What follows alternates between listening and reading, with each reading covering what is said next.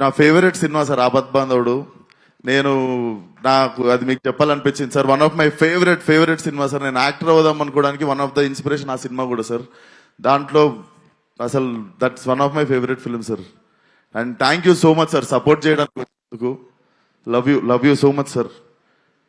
And cinema దగ్గరికి వస్తే director పాపము చాలా మంది హీరోలకు చెప్తే చేయనంటే విశ్వక్కి పోయి చెప్పంటే విశ్వక్ బొంగు కూడా చేయడు. నేను పోయి టైం వేస్ట్ అని అనుకుంటే ఆయనకి విశ్వక్ చేస్తాడు అని చెప్పి ఆయన నా దగ్గరికి తీసుకొచ్చింది సాహో గారు. అన్న థ్యాంక్ యూ సో మచ్ అన్న.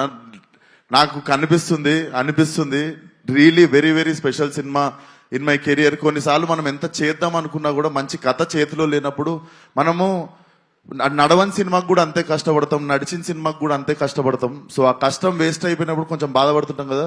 నాకు తెలిసి ఆ కష్టం వృధాగాని కథ ఇది. ఈ కథ నా దగ్గరికి వచ్చినందుకు I feel very happy. And నేను ఈ కథకి న్యాయం చేశాను అనుకుంటున్నా. చాలా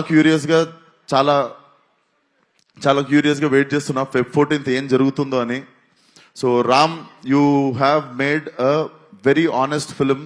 నువ్వు నన్ను నవ్వించినావు నరేషన్ చెప్పినప్పుడు. నేను అప్పుడు ఒకటే డిసైడ్ అయినా, నేను నవ్విద్దాం జనాల్ని అని.